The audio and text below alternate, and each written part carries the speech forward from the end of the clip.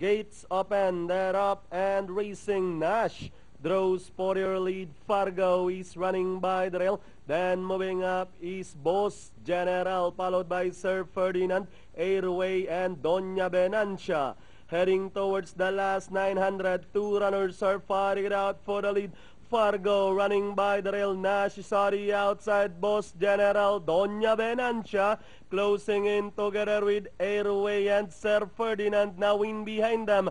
Past the last 800, Nash, Fargo once again by the rail. Airway getting closer in third together with Doña Venancia, Sir Ferdinand, Boss General running at the tail of the field. Rounding at the last 600. Nash still leading the field, followed by Airway in second. Then running by the rail is Fargo. Doña Venancia racing wide as they turn for home. Nash still the leader, followed by Airway in second. Sir Ferdinand moving up by the rail, and on the outside is Boss General with 200 to go. Nash by about 7 lengths, followed by Airway in second.